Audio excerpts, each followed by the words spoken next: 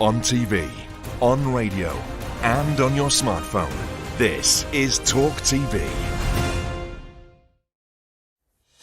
I'm Piers Morgan. Uncensored tonight. Campaigners from The Guardian, of course, where else, demand that Manchester's two famous football clubs ditch the ships from their crest because, get this, they might represent slavery. Has the purge of history reached peak woke insanity? And not many street parties, coronation snubs from top pop stars, and a no-show from President Biden. Is the crown losing its sparkle under King Charles, or will our patriotic fervour return in time? We'll debate that. Plus, Ryanair chief Michael O'Leary says delusional Brexiteers will die off soon and that Britain will sensationally rejoin the EU. Is he right?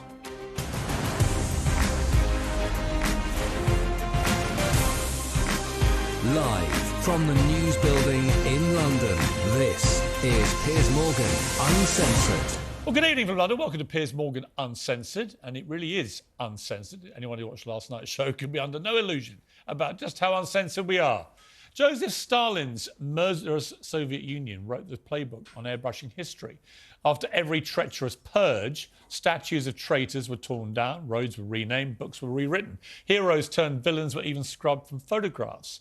Until one day, it was bronzes of a tiny dictator himself being toppled and tossed into lakes. Over here in the enlightened West, we tended to do things rather differently. We learned from the horrors of the past and used them to build a better future, but not anymore. A multi-year movement to rename schools, hospitals, parks, pubs, streets, even entire suburbs over their historic links to slavery has reached, in my opinion, a now hysterical conclusion. Cultural vandals want, and of course they're at the Guardian newspaper, where else would they possibly be, these woke wastrels? They want the crests on the badges for Manchester City and Manchester United, two of the biggest clubs in Britain and the world, to be removed because, of course, they're ships and therefore they must represent racism and slavery. Seriously? And in the irony of ironies, the seeds of this unhinged campaign, as I said, started by The Guardian. This is the newspaper which recently had to apologise because it turned out their own founders were linked to transatlantic slavery. So this is a kind of guilt-shaming from the guilty party. It's like a murderer telling us not to murder people. There's nothing more sanctimonious than The Guardian in full sail, for want of a better analogy. But should we really be taking lectures from a newspaper which has so disgraced itself with its own horrific links to slavery? Methinks not. But in a self-flagellating 3,000-word lament, the paper says the ship has nothing to do with football and everything to do with the business from which Manchester made its money. The product of slavery became so subtly embedded in our culture that we celebrated it in our club badges without even realising it. Now, of course, these crests absolutely do not celebrate slavery. The ship represents the Manchester Shipping Canal, free trade, the Industrial Revolution. The two clubs were founded many decades after slavery was outlawed by the British Empire, I might add. But the demented quest to stoke grievance and signal virtue stops at nothing. We must continue always to feel ashamed about everything that's ever happened and be responsible and pay for it forever. And the incendiary campaign to conflate past and present is suddenly everywhere, isn't it? Lawmakers in San Francisco have held serious discussions about paying every black adult in San Francisco $5 million in reparations for historic racism.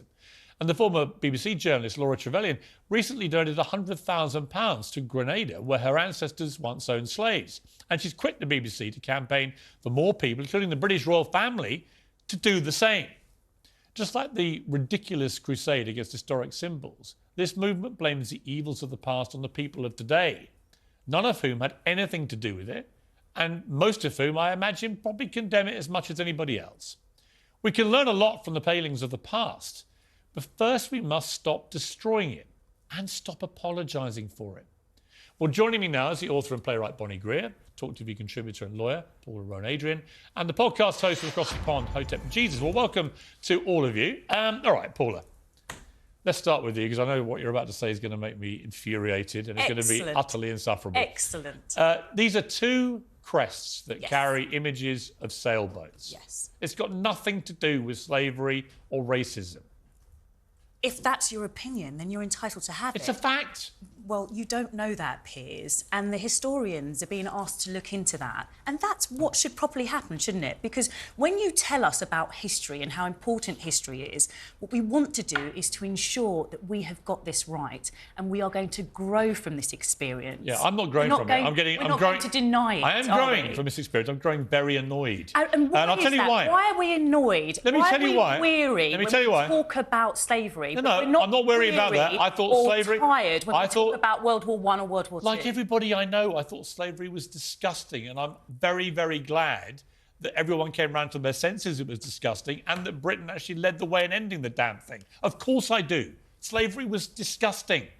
However, it turns out the historians say Manchester didn't adopt ships as an emblem until 1842. Apparently 35 years after the abolition of slavery. Yes. So they would have had nothing to do with it. And how do we know that? We don't know that. So what you are doing is you are taking one understanding of a situation. So you're believing the historians that suit your narrative? It's not what I believe, Piers. Let's be clear about this. We're having a debate. And that's what is important about this. It's not, Paula. It's to be able to have a debate about something that happened in history. We shouldn't be looking at pictures, little pictures of ships on a footballer's crest badge. Who cares?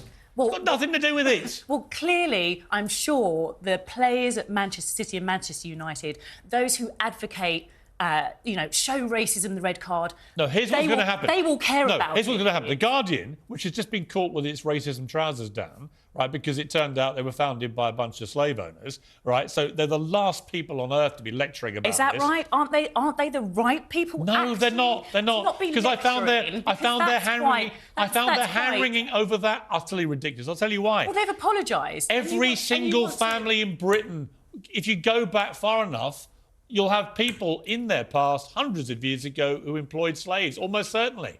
And therefore? And therefore, we know that was wrong then. Why should everybody today who had nothing to do with it think it was all terrible spend their entire time apologising for it? It's about education, yes. First of all, just education.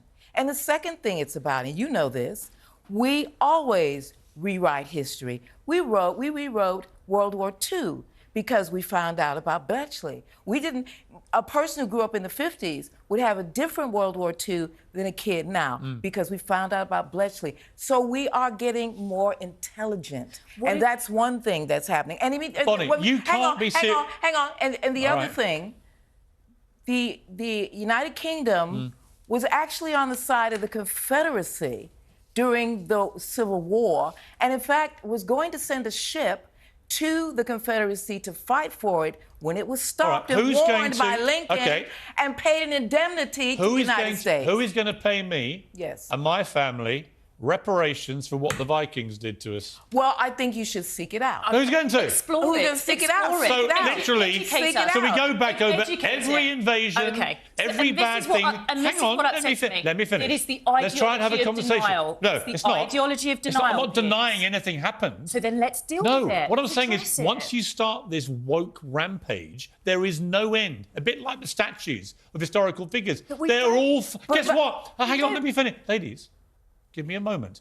All historical figures are flawed. You can find flaws in Mandela, in Gandhi and Churchill. It's why they had to be boarded up, their statues at Parliament Square, so the mob didn't attack them. But if we take this route, everything, all the time, we have to be apologising, paying for... Why? How does that move us on? What's wrong with an apology? Nothing is wrong with that. If you... I'm very sorry that hundreds of years ago people behaved badly. It's not anything to do with hundreds of years. We acknowledge it. We always do that. That is what history does. Why should footballers have to remove crests that contain images of ships, which, according to many historians, were adopted as an emblem 35 years after slavery was abolished? Well, it was abolished, but it wasn't over. Okay, and that's so are all ships racist? Well, no, we don't know that, but we need to investigate. Are all ships racist? We need to investigate it. Why not? What's wrong with that? All ships could be racist. Why are you going to make a generalization about it? You see how ridiculous this sounds? That's a ridiculous point, and you are. All right. You are. So you think and I think the Irish should talk to the Norwegians. No, honestly, I think the Irish should talk to them. And also the Italians and the Romans. Wow. Why not? What's going to happen about the Romans? Why not? I need reparations for what Rome did to us. I think the Irish should talk to the Iceland. Oh, it's because preposterous, it was a slave. Bonnie. No, it's not preposterous. It's good dialogue. No, you know what it is? Here's what it is. It's exhausting. Well, that's different. Honestly, well, this woke mentality is so exhausting. Piers, I feel myself literally getting tired as I listen to it. Tired. Try being a black female. You shouldn't. That's exhausting. I'm sure being a black female can be wonderful. Hey, I can have its challenges. We don't need to have this kind of trust argument. me, walking around being me ain't no better roses either. If you're either. talking about being exhausted, it's the exhaustion of the pursuit of knowledge. Let me bring in our very patient third guest from across the pond, Hotep Jesus. Hotep, you've been listening to this. I'm under attack here. Nah, no. All right. Hotep, my general point is this. I think slavery was horrific. I think if you basically chart back from almost any family in Britain and America, you'll find some evidence somewhere that someone in the family probably was employed in using slavery when it was going on. But I just don't understand the point of this constant series now of recriminations, reparations, apologies, guilt trips, and so on. I don't know what point it serves. I worked at a tech company once, and we know how rife they are with leftism. And in casual conversation in the office, I said, I want to be a national master in chess one day. And this white girl said to me, she said, don't you feel offended that they used the term master in the title? And I just looked at her like, that thought never crossed my mind. The same thing if I were to go to the harbor and I would see a ship, I would not think of slavery. Right. There's a huge fascination with slavery amongst Black people where our educational system, our upbringing has tied us to this travesty in human history and made us want to identify with it instead of identifying with richer parts of our history. Now, here's the issue that this comes down to. Women are going to see the world, frankly, different from men. Women are very emotional. So, of course, they're going to be worried about, what's on the badge and all this stuff. When we look at the UK, right? The UK has about 4 million starving children. What is this? Right now. And that doubled since the past 2 years. My brother, hotel. Do you think that children that are hungry care about some badges? They can't eat football badges. Brother, hotel. What leftism does is they try to sidestep the real dilemmas and worry about all of these frills on the outside, on the exterior. Well, you know what, Hotep? Let me just apart from saying that you've made two really good friends here with your women get too emotional. One from the south side of Chicago. Really impressed, brother. And I'll let you three deal with that after the show. But really impressed. I've got two things to say to what you just said. One is there was a genuine debate in Australia several years ago because an academic went on the airwaves and claimed that chess, which you just talked about, was racist because the white pieces went first, right? And I remember thinking at the time, the only time anyone in the world would think that that was the case was if some academic decided to pop his head up and go, it's racist. Nobody actually believes chess is racist for that reason. And secondly, on your second point about current things, I read today that there are between 7 and 8 million slaves in India alone at the moment, now. Correct. Now, if the Guardian newspaper wants to launch a campaign against slavery in India, I'm all in. I'm all in for any current slavery going on anywhere in the world. I will join that campaign. But going back several hundred years to a spurious argument, which turns out may not even be historically correct, about badges on football players where they show ships, therefore all ships are racist and therefore they must be removed, to me is preposterous. Well, they did the same thing here in America.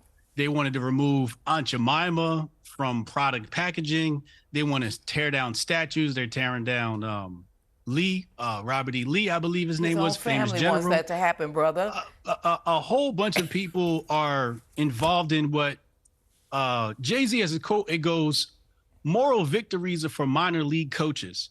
When you really want to get into the nitty gritty of things, you look at more important issues than just badges on a football uniform. I just don't get it. Do you know something? You just used the phrase nitty gritty. That itself has been banned now. No. No, it's not. Yes, it has. No, it hasn't. No, banned it? I have Banned seen it. people say Well, that is a banned it. racist term. Yeah, well, Yeah, and they and historians Listen, have told them that they're I'm wrong. sitting Right, here. so I'm you accept sitting that here. these historians who pop their head up saying all this stuff can be 'Cause it's been completely researched. wrong. It's First of all, been I want to get debated. your collective reaction to the suggestion that this is really a female thing. That's- That you women are a little over-emotional That about is, badges. I've never heard Yeah. a man say that for a long time. Right. So that's I think that's an Well, hour. in the interest I mean, fair that's- play, that's what is a your long response time. to And I would have Hotep? liked to ask him what he thought about the American football clubs who have changed their names because they referenced various members of society who didn't think that it was appropriate that they should be called those names. We have rugby clubs who have changed their names because they didn't think that it was an appropriate. But we're not thing to talking call about them. we're So not when we talking look about at- potentially just to- inappropriate so or inflammatory names so- which have evolved over years. We're talking about But it also went with the images emblem. of boats. Well, it also went with the They're emblem. boats. Well, I know We- what we- they are, but it's what they can I represent. just say- Piers. Yeah, Hotep, come in. Yeah, please, Hotel. Yeah, because she wanted to know my opinion on, I It's believe Paula. it's It's the Paula, Washington by the way. No, Commanders now. no. We have names, brother. I'm sorry. We have names, say that again. brother. Who's the sister that My name is addressed me Bonnie. about the This football? is now. Paula. We're sisters Now we're now. sisters. That's so nice. Thank you. Proceed. Sister Paula? Proceed. It's Bonnie. Okay. It's Bonnie and Paula. From the Hotep. south side of Chicago. Love y'all. Love y'all. Great Okay, energy. brother, keep and I'm going. on your side. And I'm on your side. But when I see a side is football that? team What side change is its that? names Yeah. to Commanders, I'm like, what is that? Are you insulted? It's a Do you feel joke to me. insulted? Do you feel insulted? Well, Commander is No, surely. no, I don't surely feel Commander insulted. Is also, I'm just- do you feel shaken up? But surely here's the No, point. no, Hotep, it just it's Hotep, isn't the word commander itself? It doesn't that suggest white supremacy because most commanders around that time were white. And you're so named you after, change it to something that you're also na- is racist. and There you're is no named- word you and, can and use. you're named after an Egyptian pharaoh. So give us. Are you offended by all of this or what? I'm not offended. Why would that's the whole thing? People are offended by the name of the team. By people wanting, I'm not offended. You're no, offended I'm not by offended. people. Listen, you're offended by people who want to actually pursue an injustice from the past. It's not a strange thing. It's not unusual. It is not No, I'm unusual not. thing for human beings to You do. can't conflate those two things. Oh, I'm doing it. I am. I am for that. Okay, let I am Hotep for that. respond. Yes, sir. No.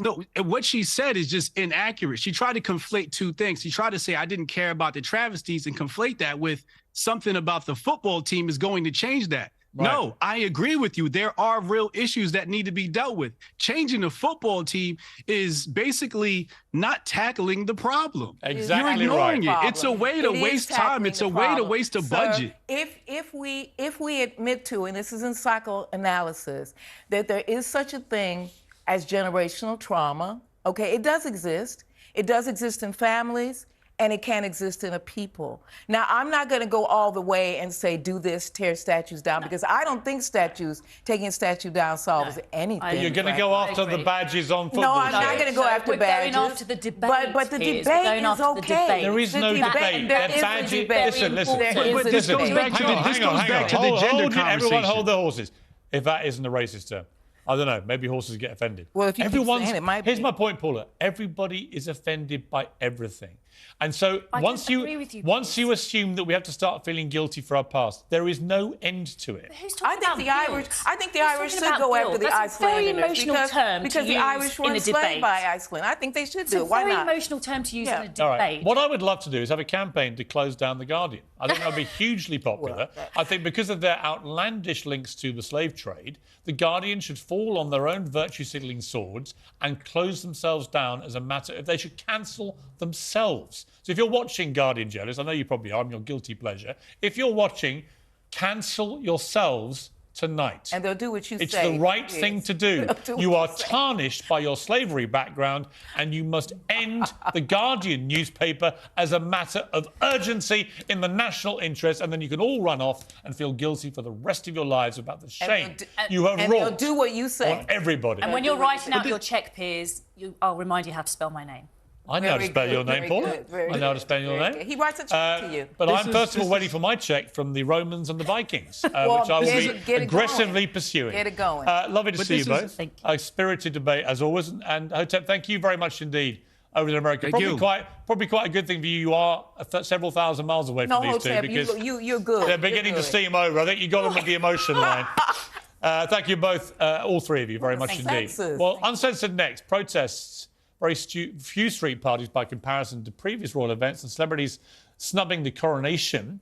Even President Biden staying away. Is the post-Elizabethan crown losing its sparkle? We'll debate that next.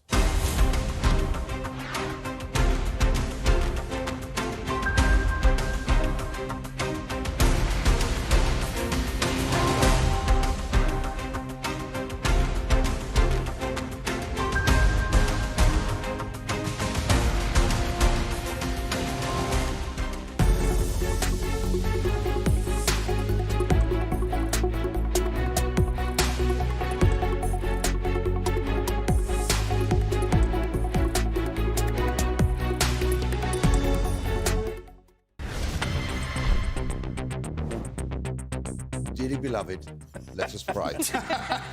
Yeah, careful. Who are you praying to exactly? This is like some kind of submarine prime minister. You're making the case here now. A MILF stands for Mother I'd Like to... I'm not going to say the next word. Pop the kettle on. This is the royal tea. Could you keep quiet? I'm trying to read a book here.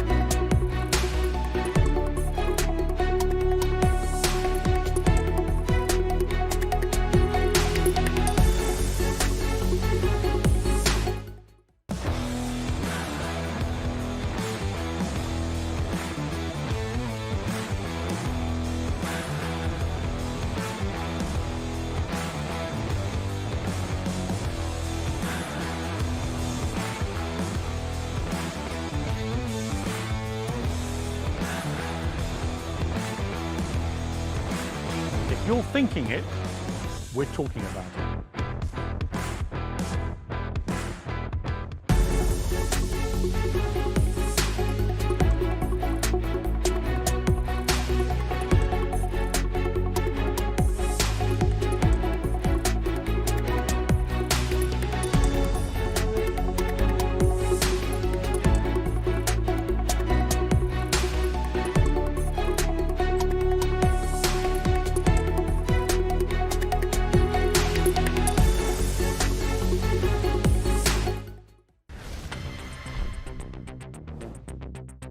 Dearly beloved, let us pray.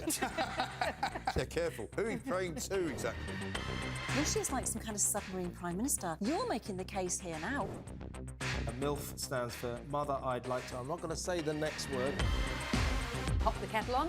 This is the royal tea. Could you keep quiet? I'm trying to read a book here.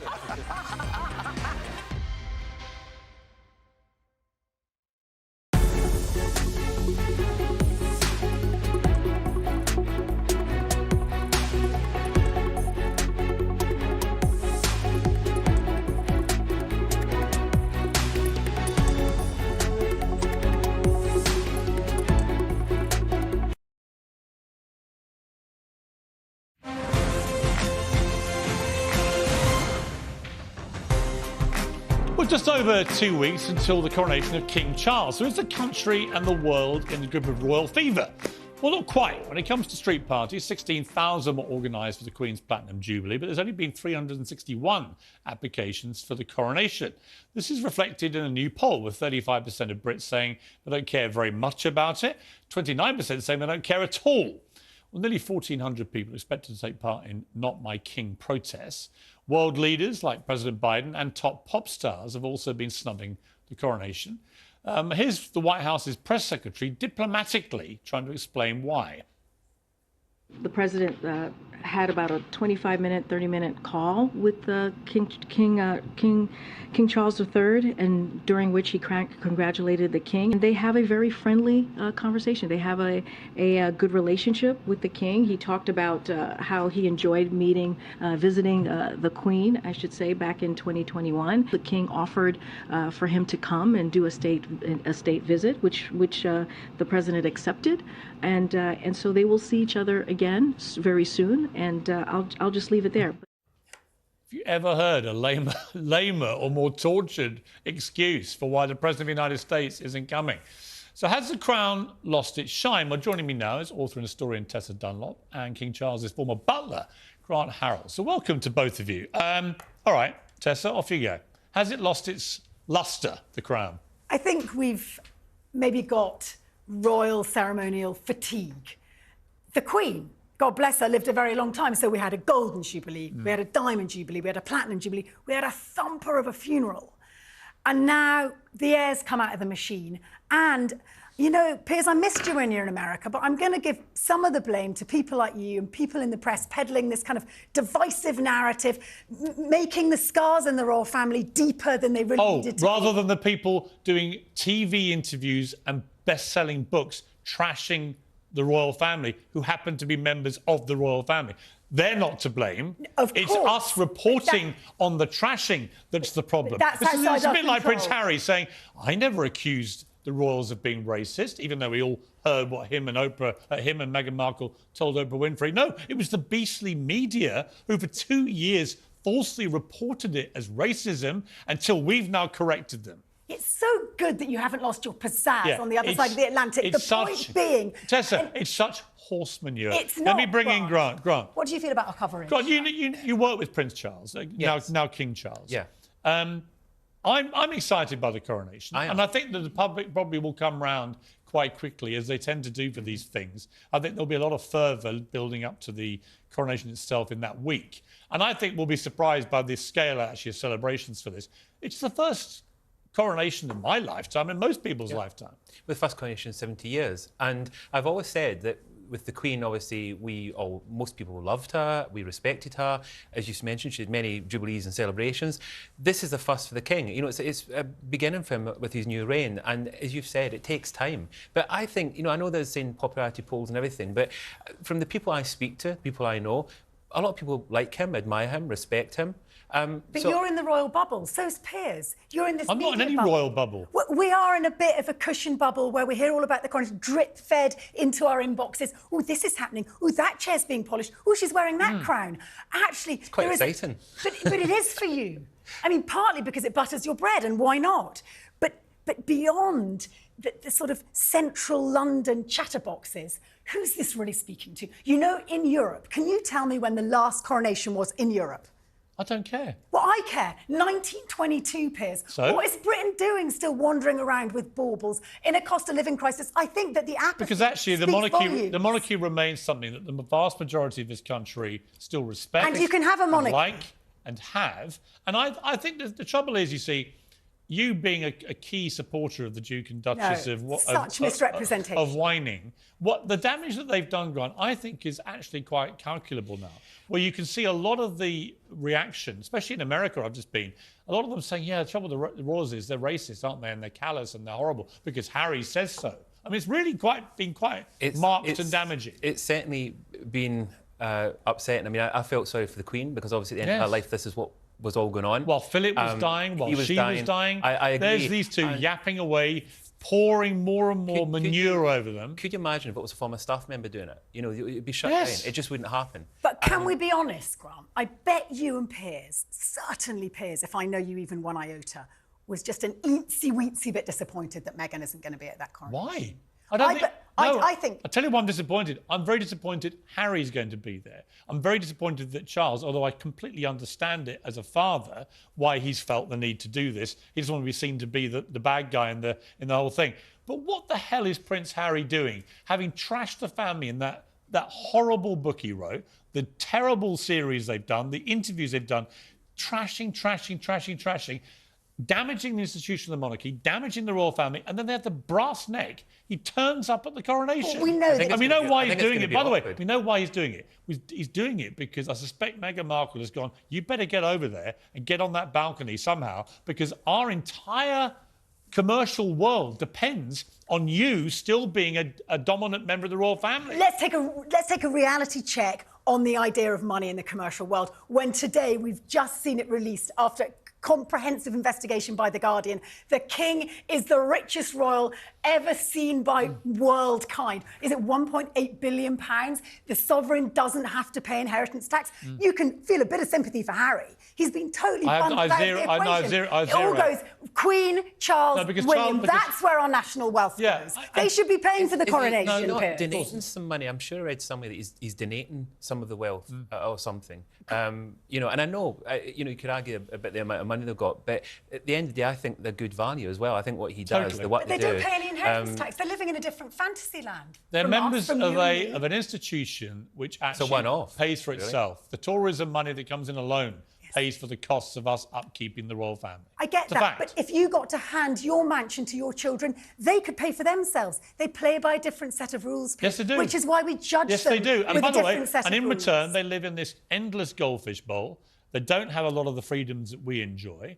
And they do an unbelievably large number of duties a year, which, by the way, your two heroes over in California, not my heroes. they do zero. They do zero. All they do is take their royal titles and sign massive contracts with companies who only want them for one thing, to trash the family again, which is what they keep doing. And that's my argument against them. But maybe the bigger argument is, if the coronation is a bit pared down, if it doesn't deliver the razzmatazz that some people expect of it, maybe that's a reality check. We go forward, but with a pared down. Yeah, but the one thing this country, the one thing, we don't look, the one all the time. once we've gone through I voted against it, so I can say this. Once we've gone through the ridiculous farce of Brexit, which is just clearly not working and is actually damaging the country, and we're now how many years after it? I mean, 7, 8 years after the vote, right? So I see no evidence of this thing working. So we've become ever more insular, and people look at us and they see Boris Johnson ridiculous, Liz Truss ludicrous.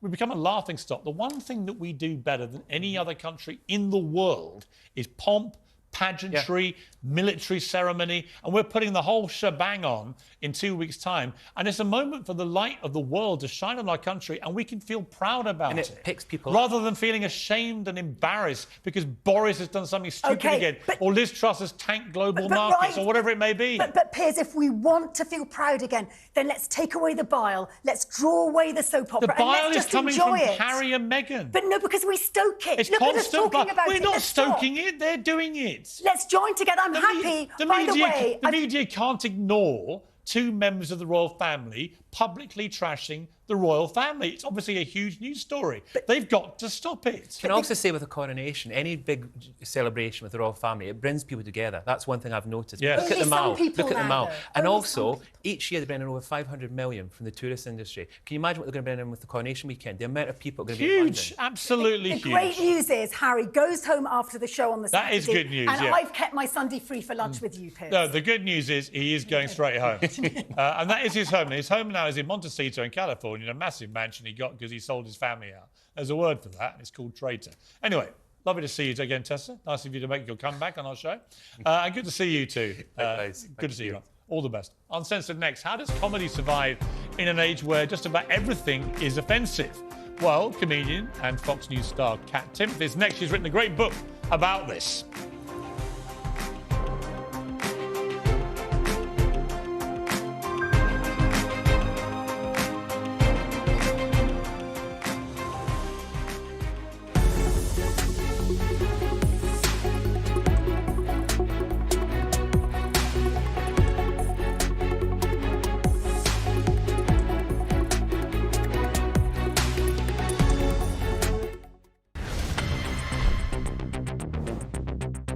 Dearly beloved, let us pray.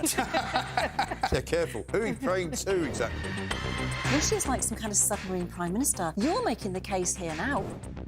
And MILF stands for Mother I'd Like to. I'm not going to say the next word. Pop the kettle on. This is the royal tea. Could you keep quiet? I'm trying to read a book here.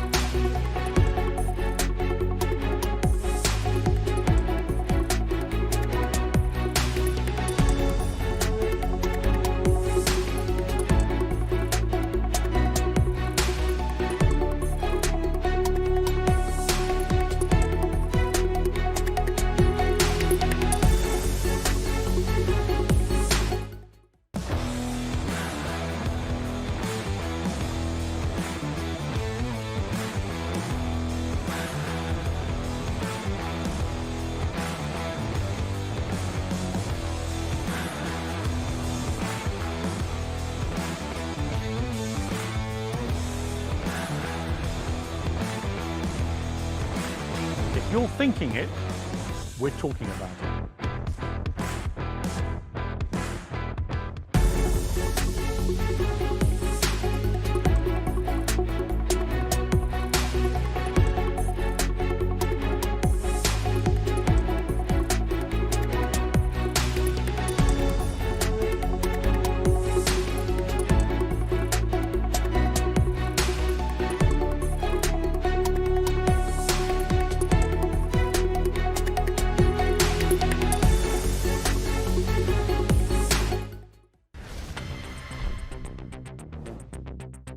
Dearly beloved, let us pray. Yeah, careful. Who are you praying to exactly? This is like some kind of submarine prime minister. You're making the case here now. And MILF stands for Mother I'd Like to. I'm not going to say the next word. Pop the kettle on. This is the royal tea. Could you keep quiet? I'm trying to read a book here.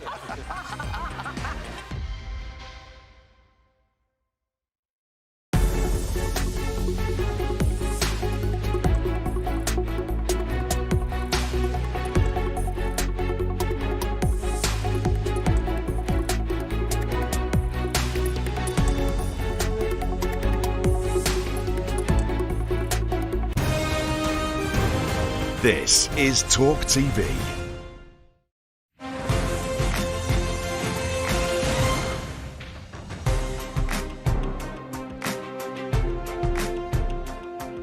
Welcome back to Piers Morgan Uncensored. In the words of Ricky Gervais, there'll always be somebody offended by a joke. He's not wrong. In a world where little ships on football shirts are deemed offensive and an almost endless list of people, products, books, brands, movies, ideas and dead historical figures have all been cancelled, how is it possible to still be funny? Well, my next guest has some ideas. I'm joined by the comedian and Fox News star Kat Timms, who has a new book out called You Can't Joke About That. Kat, good evening to you. Good evening. I love this book. I love everything about this book because, my God, we need this book. What has happened to a world where, in America and Britain, two of the greatest democracies in history, people are now too scared to tell a joke in case they literally get cancelled? Yeah, and there is such this misconception, right, that there's free speech on the one side and then there's sensitivity on the other side.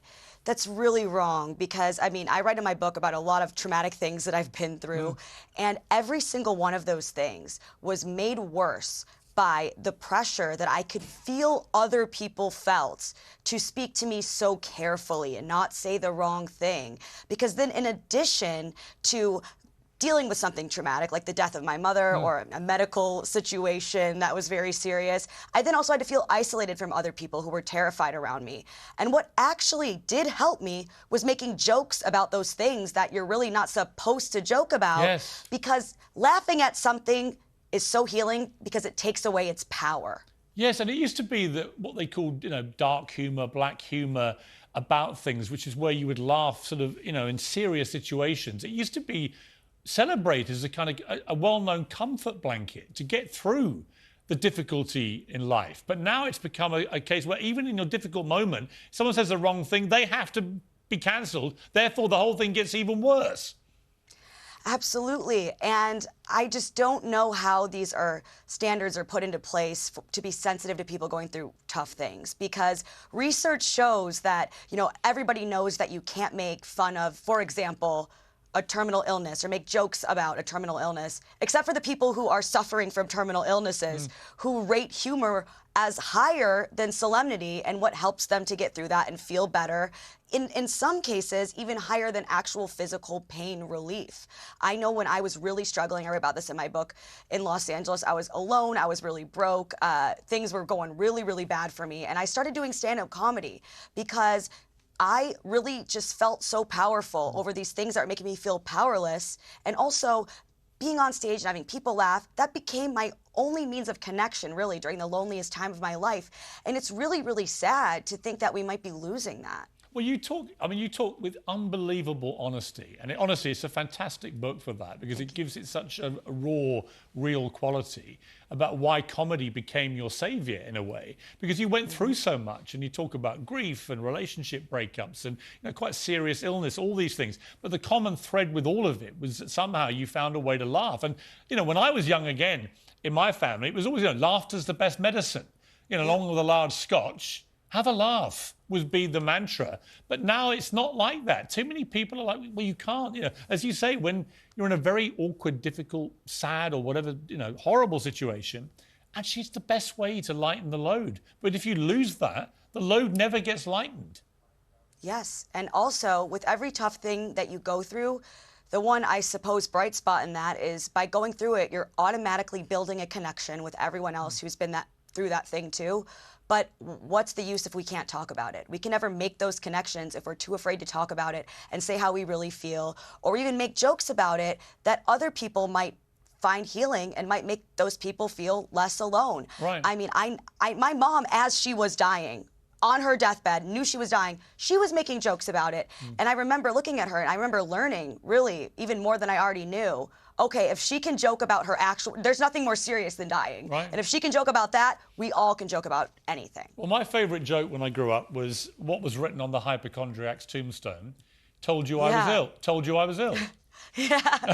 That was my favourite joke. I love that joke because it seemed to me just very funny. To me, that's so normal because other than being born, the only thing we really have in common is that we're all going to die. Yes. And we just have really created the wrong rules, I think. I think a lot, and the reception of this book has been great. I think a lot of people, I've been overwhelmed with the stories that I've heard from people who say that this resonated with them in one way or another, because I think a lot more people really do feel this way, but they're afraid to say so. Yes. And we've wound up creating the wrong rules in society, where people are saying, oh, you can't say that, you can't joke about that, when really inside you know that you can. But that's really hurting all of us because we all kind of agree and have more in common than we really would just, if we could just talk about it and joke about it, we'd all realize that. We all deep down do know it. Should there be any limits? I mean, Ricky Gervais's view is that once you start making exceptions for anybody, well, then you never stop. It's a bit like the cancelling of historical figures or statues or whatever it may be. Once you start that path, so with humour, should everything be on limit for humour?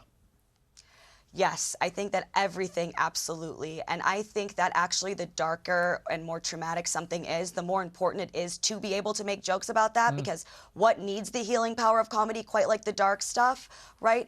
And I mean, I also really feel like intention is the most important thing.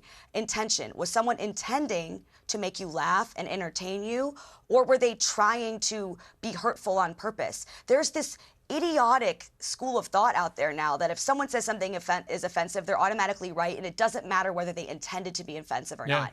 How could that possibly be true? It's not true when we talk about murder or if someone kills someone in an accident versus planning a murder. How can we not have that same standard for jokes? It doesn't make any sense. And I think that if someone was trying to make a joke, and although you might be hurt by it, you should really be measured in your reaction, because not only are you maybe setting up a standard for yourself to get canceled, you might make other people afraid to make jokes about other things that you might need at some point in your life. And Kat, if I just told you had 60 seconds to live, and obviously we both find that hilarious, given this conversation, but if you had 60 seconds, what joke would you tell? What would be your last joke on earth? I don't know what joke I would tell, but I would give the advice of, if you are someone who has lost a parent or a loved one and people ask you about it and the room gets all awkward and uncomfortable, like, oh, I'm so sorry, you just say, it's okay, you didn't kill her. And then everything, the mood rebalances. That's something I learned losing my mom at a relatively young age, because I hate when it made it awkward, and that made it a lot easier for me. And I'm really proud of this book. I'm very critical of myself. I hate almost everything I've ever done. But I feel like if I got hit by a bus, which I hope I don't, I would be still a life well lived, because I feel like this book is so important, and I'm very, very proud of it. It's a fantastic book, and mainly because you're so honest about yourself and your life and why comedy's been such a help to you, you know. Yeah, and it's hilarious, but you also make so many great points in there. And if you did get hit by a bus, rest assured, I will be the first to crack a joke. Thank you, and I would appreciate that. I absolutely would. And yes, I get brutally honest and graphic because I want to make it so clear that when I say you can joke about everything, I mean everything, no matter how embarrassing, gross, humiliating, or sad. Well, given you work with Greg Gutfeld most nights, you couldn't really be any different because that, of course, is exactly what he does. Right. I love when people say you're too mean to Kat over some intro that he does for me that I actually wrote. I know, I saw that. I love that in the book that you write most of the one-line zingers about yourself. You've given him. Yeah, I'm like, I guess I'm a good actress too, because a lot of the stuff that people have gotten mad at him about, I'm like, okay, I'm okay with it to the point that I actually wrote it, so you don't need to get offended on my behalf. I think the problem's going to come when very quickly, probably tomorrow, he's going to have to start introducing you as a #1 best-selling author. It's going to eat him alive. I hope so. Kat, it's a brilliant book. You can't joke about that. Why everything is funny, nothing is sacred, and we're all in this together. Thank you for writing this. We need this kind of book in society today, so good luck with it. And I hope you are #1, and I want to see Greg's face when you are. Thank you so much. Well, Uncensored next. Deputy Prime Minister Dominic Raab is clinging to his job over bullying allegations. Should he be fired? We'll talk to someone who claims to have been one of the victims of his bullying next.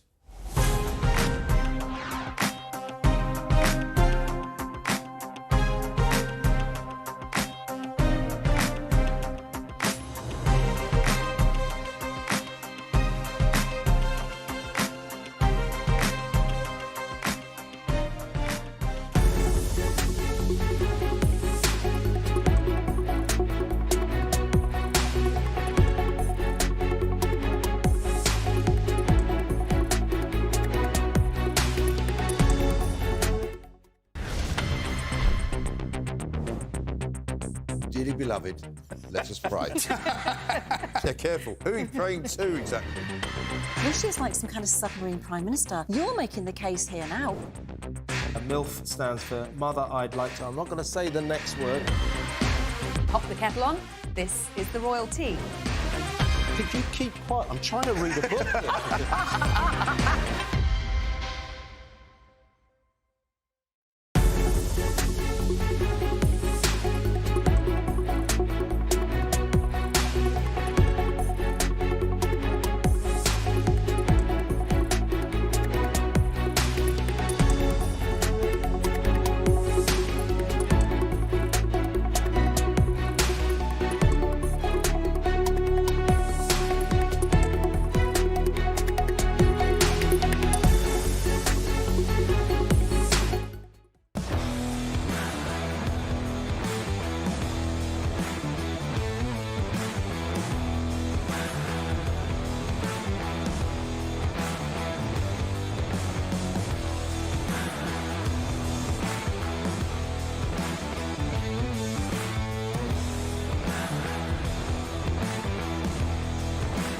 If you're thinking it, we're talking about it.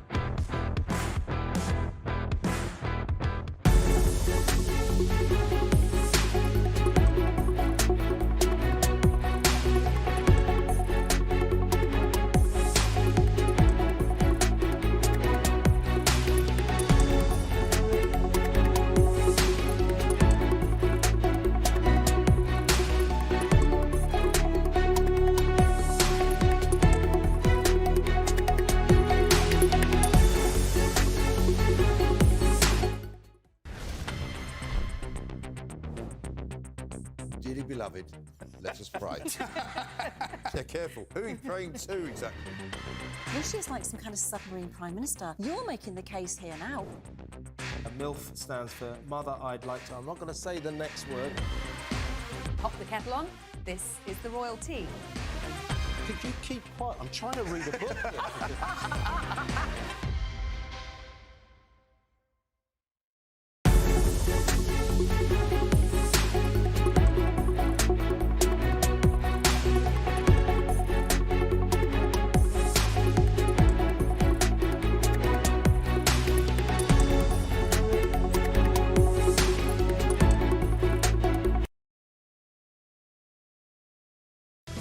Coming up on The Talk tonight, Fergie comes out in defence of her ex-husband Prince Andrew, saying we should give the disgraced Duke a break.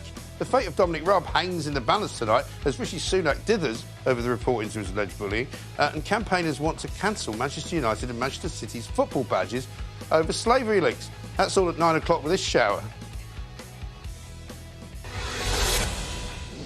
That is a shower too. Well, some breaking news. It's been reported that charges against the actor Alec Baldwin, all the criminal charges over the fatal shooting of Helena Hutchins on the set of the film Rust, have just been dropped. Extraordinary developments. Comes hours after it was announced the production of the movie is now resuming with her husband, the late Helena's husband, taking on the role of executive producer. So that's breaking news tonight. I'm joined by talkTV's international editor Isabel Oakeshott, talkTV presenter Richard Tice, and campaigner and leader of the True and Fair Party, Gina Miller. Well, welcome to all of you.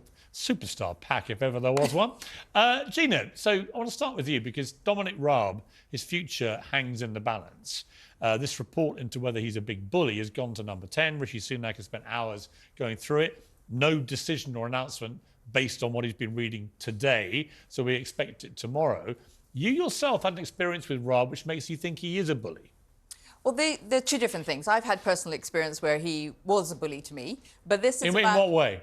So I was doing a morning Today programme about the case that I brought, my first case, and in coming down from the show, in the lift, he basically called me names. Like what? Like can't work out if you're just a silly bitch or if you are Really? rich. Or if you've got, or you're just naive. He called you a silly bitch? Yeah. Or if I was naive. Dominic Raab called you a silly bitch? Yeah. Wow. He was furious. Well, you came here to defend him. Can you defend that? Hang on.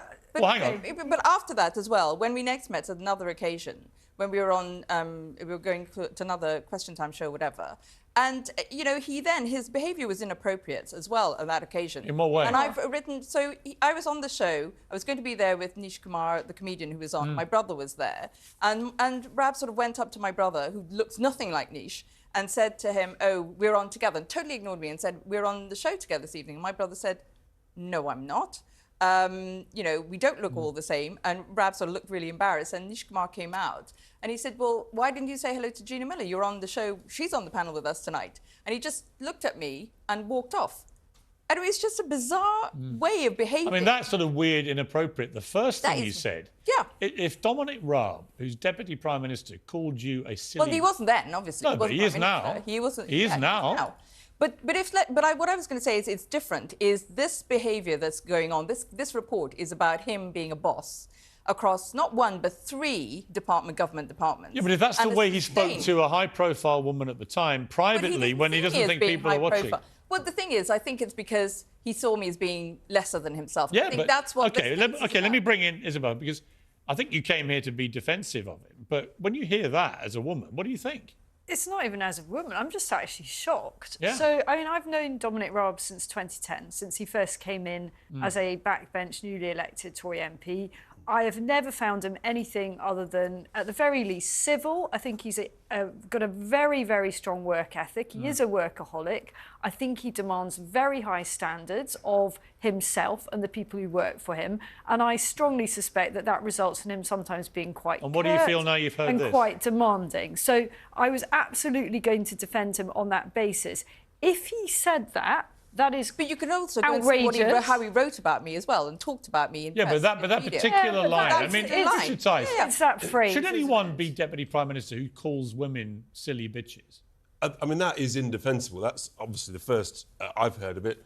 Truly shocking. And one would like to say, frankly, no. I mean, that's just an extraordinary way to carry on with anybody. And what it makes me think, you know, I've always looked at Raab and just thought he always looks permanently angry and has one of those mean faces. That's not enough to judge him or convict him. But I've always, none of it surprises me. I mean, he looks cheerful there, in a creepy kind of Hannibal Lecter way. But what Gina's just told me, I can quite believe that. No, it's because my instinct about him is he is like that. I can't believe anybody can behave like that. It's because he didn't get it. He was angry. He was. Yeah, but it doesn't matter. It doesn't matter, Gina. What it shows me is he's perfectly capable of doing that to you. But this he's is what capable of any of these things. Richard, Why didn't you say anything about it at the time? I mean, that is quite a big story. No, because I was being battled. No, I was being attacked from just about everywhere for the case. The last thing I wanted to do was bring more attention onto myself. And at the time, I was so stunned when the doors opened and it came out the lift. I actually couldn't believe somebody had actually just spoken to me. This was at the BBC? Yeah, I was coming down in the lift after the Today programme. What did you say to him? I I didn't say anything because my car came, the runner came up and sort of said, your car's here, Mrs. Miller, and I went off. Is it and possible you misheard? in the way, in the way, and the reason I know that is because I've got this thing, a weird habit. I write things down, and so I actually have the diary from the time where I wrote it down. Have you ever talked about this before? Well, not that. Like this, but also, no, I did do an article in the Independent. They checked, and they saw my entry. You didn't include that particular part. I said that he'd not that particular phrasing, but I mean, I got to say that to me is a big development in this because it shows to me this is a guy who talks to women like you like that. That's pretty shocking.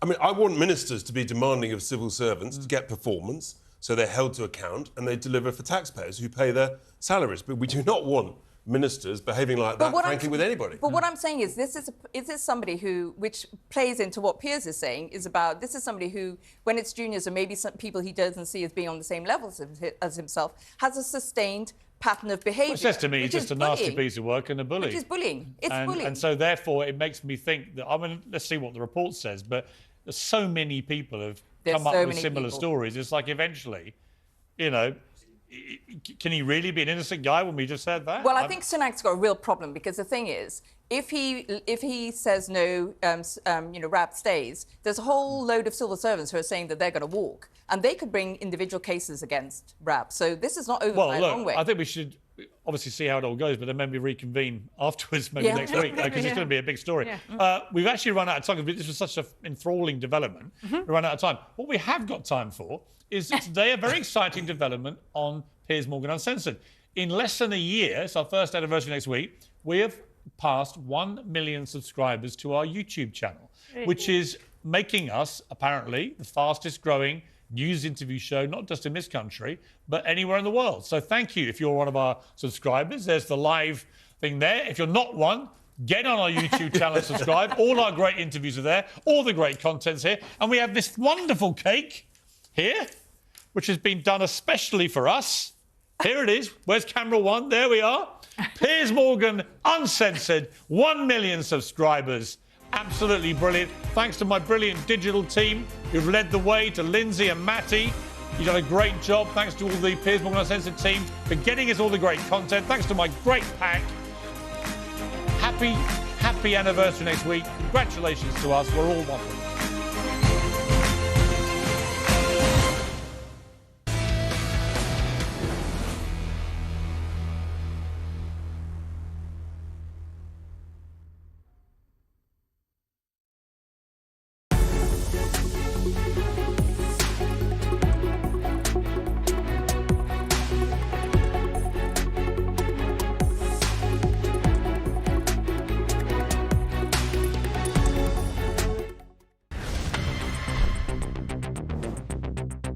Dearly beloved, let us pray.